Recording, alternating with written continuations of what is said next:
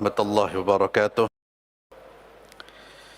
Innal hamdalillah nahmaduhu wa nasta'inuhu wa nastaghfiruh wa na'udzu billahi min shururi anfusina wa min sayyiati a'malina may yahdihillahu fala mudilla lahu wa man yudlil fala hadiya lahu wa asyhadu an la ilaha illallah wahdahu la syarika lahu wa asyhadu anna Muhammadan abduhu wa rasuluhu la nabiyya ba'dah wa ba'd. Ikhwani fillah a'azzallahu wa iyyakum, para jamaah Masjid Al-Irsyad yang saya muliakan, demikian pula para pemirsa yang menyaksikan melalui channel Masjid Al-Irsyad TV. Alhamdulillah, pada malam hari ini kita bisa bertemu di majlis yang mulia, di tempat yang mulia ini untuk melanjutkan kajian kitab Sahih At-Targhib wa Tarhib. Terakhir kita membahas hadis-hadis yang berkaitan dengan ancaman meninggalkan sunnah. Yang dimaksud sunnah di sini adalah petunjuk Rasulullah sallallahu alaihi wasallam, ajaran beliau, dan ancaman bagi orang-orang yang mengikuti bid'ah dan hawa nafsu. Beberapa dalil telah kita baca, sampailah kita pada hadis dari Muawiyah radhiyallahu anhu. Dia berkata, Rasulullah sallallahu alaihi wasallam berdiri di hadapan kami, beliau bersabda, Ala inna man qablakum min ahlil kitab iftaraku ala thintaini wa sab'ina millah wa inna hadhil millah sataftariku ala thalathin wa sab'ina thintani wa sab'una finnar wa wahidatun fil jannah wa hiyal jama'ah. Ketahuilah, sesungguhnya orang-orang sebelum kalian dari kalangan ahli kitab berpecah belah menjadi 72 aliran. Dan sesungguhnya umat ini akan terpecah menjadi 72 di neraka dan 1 di surga, yaitu yang di surga itu al-jamaah. Diriwayatkan oleh Imam Ahmad, Imam Abi Dawud, dan Abu Dawud menambahkan dalam satu riwayat,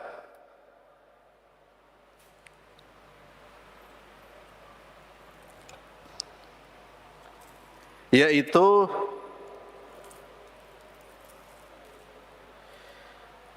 perkataan, Wallahi ya ma'syaral Arab, la illam taqumu bima ja'a bihi Nabiyyukum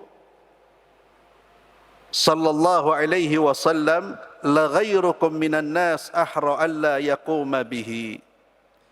Demi Allah, wahai orang-orang Arab, jika kalian tidak melaksanakan ajaran Nabi kalian, maka sungguh orang-orang selain kalian lebih layak untuk tidak melaksanakannya. Ikhwani fillah azzalallahu ayyakum, hadis yang baru kita baca terkait dengan terpecah belahnya umat ini menjadi 73 golongan.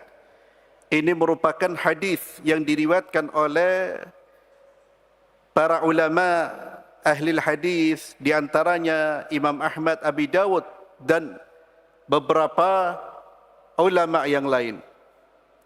Hadis ini hadis yang sahih, yang menjelaskan kepada kita bahwa umat baginda Muhammad sallallahu alaihi wasallam itu akan berpecah belah, akan timbul di dalam tubuh umat ini berbagai macam aliran, dan ini sudah kita saksikan. Dan tidak semua aliran dibenarkan. Bahkan hanya satu yaitu al-jamaah.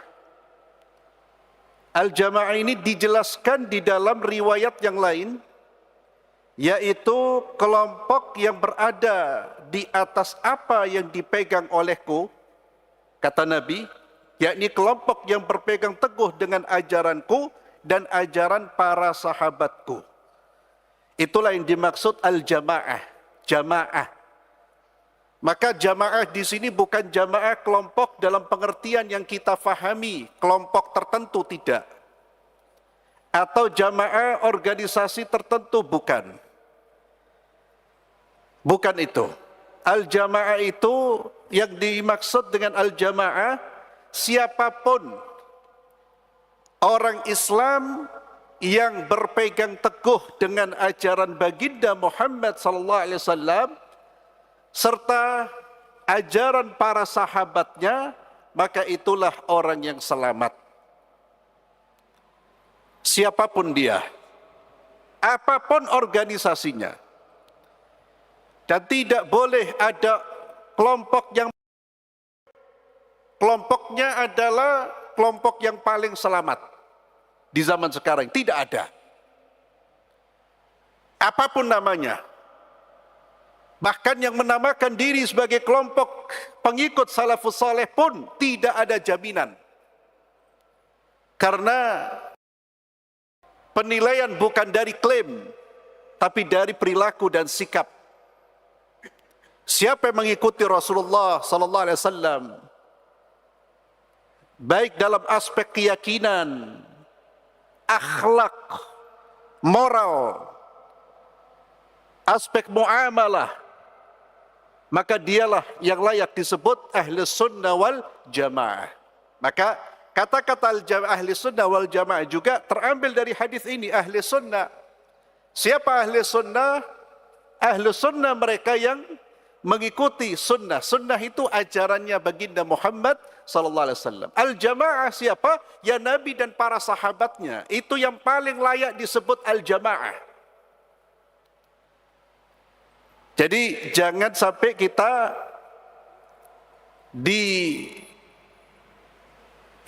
kalau bahasa kasarnya disesatkan oleh sebagian kelompok yang mengklaim dirinya yang paling sunnah, yang paling tepat, yang paling benar, padahal kelompok tersebut tidak mengikuti perintah, tidak mengikuti ajaran baginda Muhammad sallallahu alaihi wasallam.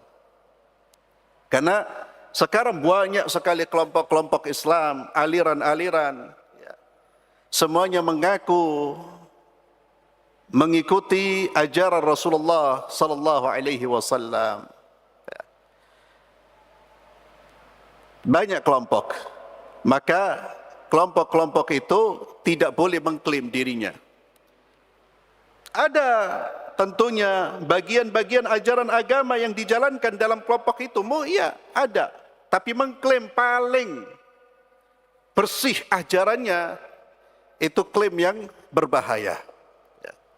Dan al-jamaah ini bukan kelompok dengan pimpinan tertentu, tidak ada. Bukan kelompok yang ulama-ulamanya dipilih, hanya ini saja yang itu, bukan.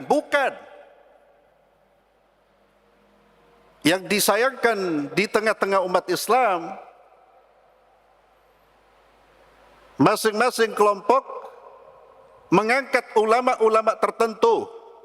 Siapa yang ikut ulamanya, dia ahlu sunnah. Siapa yang tidak, dia bukan. Ulama yang banyak ini, ribuan ulama ini di seluruh dunia ini terdibatasi. Ini tidak benar juga, Pak. Maka ikhwani fillah, terkadang hadis ini disalahgunakan, dijadikan dalil untuk mengklaim kelompoknya yang paling benar. Ingat, al-jamaah ini siapapun, dari kelompok manapun, selama dia menjalankan ajaran baginda Muhammad sallallahu alaihi wasallam. Ya. Namun terutama di negara kita, itu ada kelompok-kelompok yang memang bergerak dalam bidang kelompok-kelompok yang memang punya pemikiran, yang memang sisi yang menonjol adalah ideologinya. Ada kelompok-kelompok jamaah organisasi yang sebetulnya lebih bergerak pada bidang dakwah sosial terkait dengan ideologi Ahlus Sunnah wal Jamaah. Namun dalam bab fikih juga mengikuti Ahlus Sunnah wal Jamaah. Ini kelompok-kelompok yang ada tentunya tidak bisa dinilai ini kelompok yang paling benar. Itu hati-hati, saya sering mengulang ini. Karena klaim tersebut itu hanya akan menimbulkan perpecahan, pasti. Kalau sudah satu klaim, kelompok ini yang paling benar, semua kebenaran ada pada kelompok tersebut, maka otomatis yang lain adalah kelompok mubtadi', bid'ah semuanya. La. Ukurannya bukan nama, ukurannya bukan klaim, tapi ukurannya adalah perilaku dan perbuatan. Ya. Perbuatan. Bagaimana akidahnya? Apakah akidahnya sesuai dengan akidah Ahlus Sunnah wal Jamaah? Fikihnya apakah mengikuti ulama-ulama Ahlus Sunnah wal Jamaah? Ahlus Sunnah wal Jamaah itu fikihnya jelas, akidahnya jelas, tidak keluar. Kalau yang paling dikenal adalah 4 mazhab, tidak keluar dari situ. Tidak keluar. Ya. 4 mazhab itu mazhab siapa? Maliki, Hanafi, Syafi'i, Hambali. Ya. Apakah ulama hanya 4? Tidak. Banyak, ada imam-imam, ada Imam Al-Laits, gurunya Imam Syafi'i. Namun pandangan-pandangan mereka itu tidak terbukukan. Tidak dilestarikan oleh murid-muridnya. Dan insya Allah 4 mazhab ini tidak keluar dari fikihnya para sahabat Rasulullah sallallahu alaihi wasallam. Ya. Jadi kalau fikih, bahkan akidah, yang 4 mazhab ini Pak, lihat akidah mereka. Bagaimana mereka memahami akidah.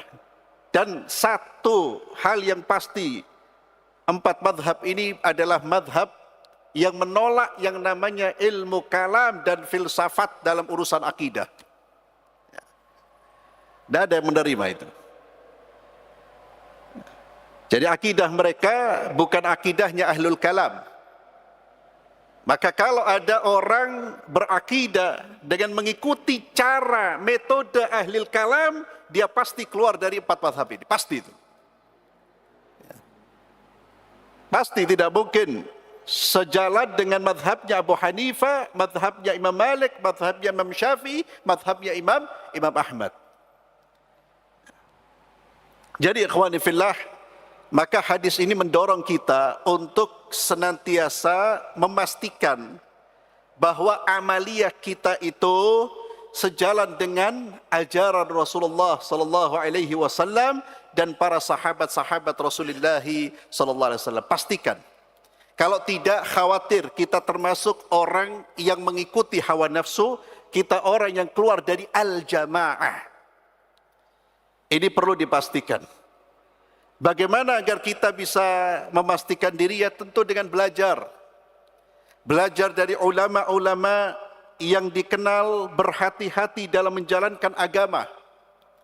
Ulama yang selalu merujuk kepada Al-Quran dan hadis dengan penjelasan para ulama-ulama yang memang punya otoritas.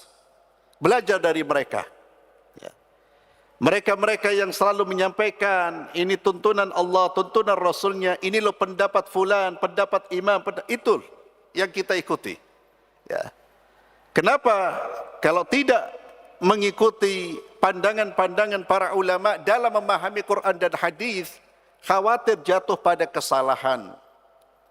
Karena ulama-ulama kita di zaman sekarang belum sampai derajat mujtahid. Belum sampai derajat orang yang paling ngerti. Jadi orang menyampaikan Quran, menyampaikan hadis itu tidak serta-merta apa yang difahami, apa yang diucap penafsirannya benar. Maka dilihat ini penafsirannya siapa, Pak? Penafsiran Anda atau penafsiran ulama-ulama salaf? Atau para imam-imam madhab? Oh, ini menurut saya ini. Wah. Apakah pendapat Anda apakah pendapat Anda itu merupakan pendapat yang punya akarnya di kalangan para salaf? Oh, tidak ada, ini murni dari saya. Maka kita tolak. Kecuali Anda mujtahid. Imam Ahmad rahimahullah pernah memberikan nasihat, jangan sampai engkau berpendapat dengan pendapat yang belum pernah pendapat ini diucapkan oleh para ulama. Ya. Itu nasihatnya Imam Ahmad. Seperti sekarang ini kelompok liberal, Pak. Kelompok liberal itu Islam liberal dan anak keturunannya itu kan mereka mengklaim pendapat-pendapatnya dari Quran dan hadis. Ya. Itu Islam liberal itu. Tapi mereka memahami Quran dan hadis sesuai dengan akalnya. Bahkan mereka memahami Quran dan hadis dengan teori-teori yang dicetuskan oleh para filosof yang tidak beriman kepada Allah dan Rasulnya. Maka di dalam tafsir muncul teori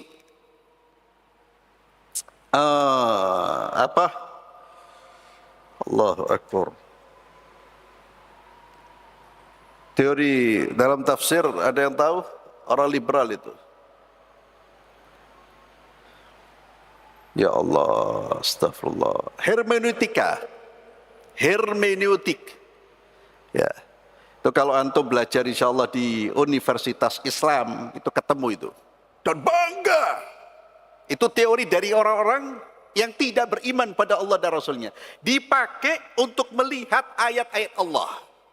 Ya. Jadi teori hermeneutik itu sebetulnya dicetuskan untuk menafsirkan Bible. Bible itu kan dianggap tulisan tangan manusia.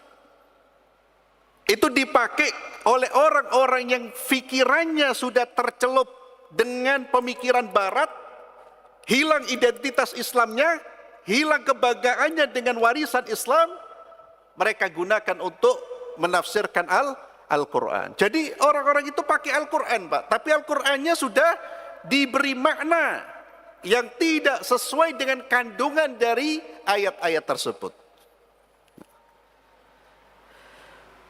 Maka solusinya gimana? Kembali kepada al-jamaah. Lihat ini tafsirannya sahabat apa bukan? Tafsirannya tabi'in apa bukan? Ini penafsirannya murid-muridnya para tabi'in apa bukan? Kalau murid itu kan masih ada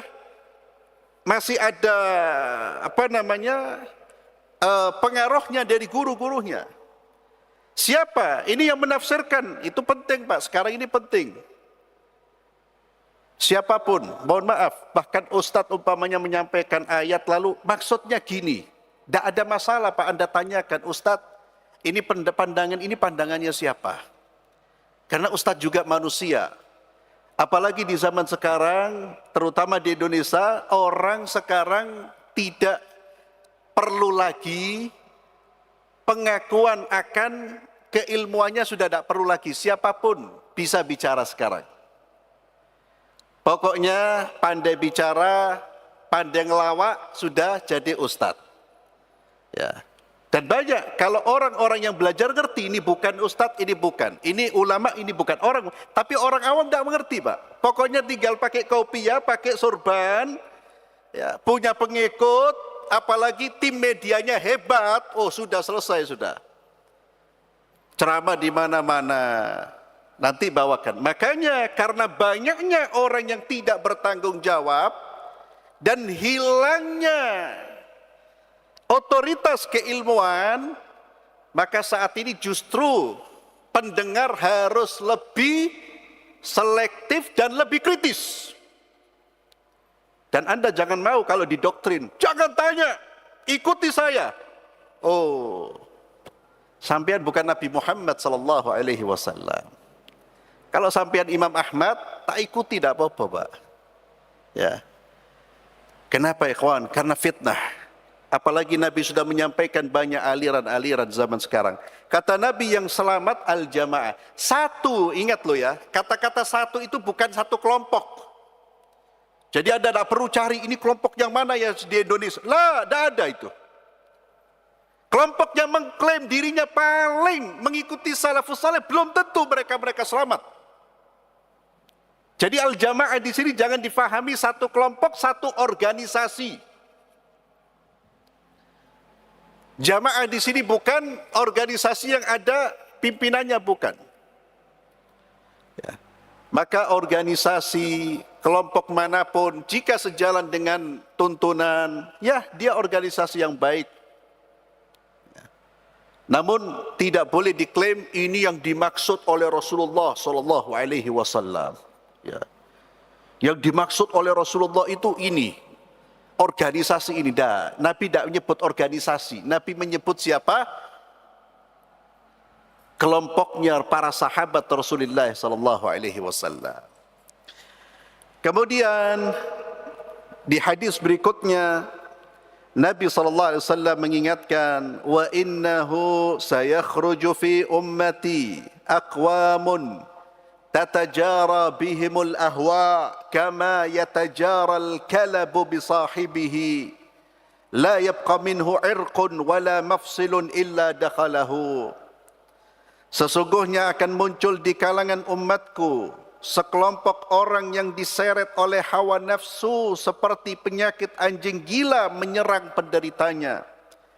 Tidak ada aliran darah dan persendian padanya kecuali penyakit tersebut menyerangnya. Orang-orang akan muncul, kata Nabi Muhammad sallallahu alaihi wasallam, dan apa yang beliau sampaikan pasti terjadi. Muncul di tengah-tengah umat beliau suatu kaum yang diseret oleh hawa nafsu. Dia tidak peduli dengan kebenaran. Dia tidak peduli dengan bukti-bukti yang datang dari Allah dan Rasulnya. Yang dia ikuti adalah hawa nafsunya. Seperti orang yang terkena penyakit. Penyakit apa? Penyakit anjing gila, Pak. Dampaknya apa? Dampaknya dia akan melakukan gerakan-gerakan yang tidak terkontrol. Demikian pula para pengikut hawa nafsu. Nabi sudah mengingatkan. Maka di peringatan Nabi ini memberikan kewaspadaan kepada kita. Ada manusia enggak peduli dengan kebenaran. Dia mengikuti hawa nafsunya. Nafsunya pingin jabatan, maka dia membawa ayat-ayat untuk menghalalkan sampai dia mendapatkan jabatan tersebut. Kalau nafsunya pingin kedudukan, maka dia gunakan ayat-ayat Allah untuk mengangkat dirinya sampai pada kedudukan tersebut. Walaupun dia akan memalsukan, walaupun dia akan menafsirkan seenaknya sendiri. Yang menjadi Tuhan adalah hawa nafsunya. Itu diingatkan oleh baginda Muhammad sallallahu alaihi wasallam. Kemudian Nabi sallallahu alaihi wasallam juga menyampaikan kekhawatirannya. Hadis dari Abi Barzah. Beliau sallallahu alaihi wasallam bersabda, "Innama akhsha 'alaikum syahawatil ghai fi butunikum wa furujikum wa mudillatil hawa." Aku hanya takut terhadap kalian dari nafsu syahwat kesesatan yang ada di perut, kelamin, dan penyesat-penyesat hawa nafsu. Nabi khawatir dengan syahwat yang tidak terkontrol, syahwat perutnya. Orang saat ini, Pak, demi memenuhi kebutuhan perutnya, dia tidak peduli halal dan haram. Yang penting cocok buat perutnya, itu syahwat perut. Tidak peduli dengan halal dan haram demi mencari nafkah. Kenapa? Untuk memenuhi perutnya, itu syahwat perut. Demikian pula syahwat kelamin. Tidak peduli halal dan haram, dia berzina. Demikian pula dengan penyesat-penyesat dari hawa nafsunya. Itu yang dikhawatirkan baginda Muhammad sallallahu alaihi wasallam kepada umatnya. Dan kekhawatiran beliau terjadi. Orang-orang sebagian dari kalangan orang-orang yang mengaku mengikuti baginda Muhammad sallallahu alaihi wasallam, syahwat perutnya menjadi tuhannya, menjadi tuannya. Apa yang diinginkan perutnya dimakan, tidak peduli Pak. Tidak peduli halal dan haram, tidak peduli dia. Termasuk ikhwani fillah, hati-hati dengan saat ini Pak. Majlis ulama sudah mengeluarkan fatwa boikot saudara-saudara kita dibantai dengan pembantaian yang sangat-sangat keji, yang dunia menutup matanya, ya yang membuka mata segelintir dibandingkan dengan yang menutup. Didukung oleh kekuatan besar, Zionis ini didukung oleh kekuatan besar. Amerika yang katanya negara paling demokratis. Anda lihat itu Pak, kebohongan-kebohongan. Ya, wahai orang-orang yang mengagung-agungkan Barat, yang katanya demokratis, beradab, mereka adalah manusia yang paling keji. Kita saksikan Pak, nyawa manusia, nyawa saudara-saudara kita demi Allah tidak lebih berharga dari anjing-anjing mereka. Dan salah satu cara kita membantu menolong saudara-saudara kita adalah jelas tidak membantu ekonomi ke mereka. Bagaimana mereka terbantu ekonominya? Dengan produk-produk yang mereka jual. Majelis ulama sudah menyampaikan itu Pak. Ada beberapa produk yang jangan disentuh. Bukan karena zatnya haram, tapi karena aliran dana yang masuk. Mereka termasuk penyokong kekuatan Zionis. Itu masih ada orang Islam Pak yang gak peduli. Ya Allah, hati nuraninya sudah mati, terkalahkan oleh syahwat perutnya. Demi makan ayam goreng itu loh.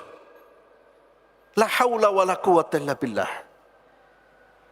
Syahwat perut mereka lebih mereka cintai daripada Allah dan Rasulnya. Dan ini sudah diingatkan oleh baginda Muhammad sallallahu alaihi wasallam. Nas'alullah al-afiyah wassalamah. Subhanakallahumma bihamdik asyhadu an la ilaha illa anta astaghfiruka wa atubu ilaik. Assalamualaikum warahmatullahi wabarakatuh.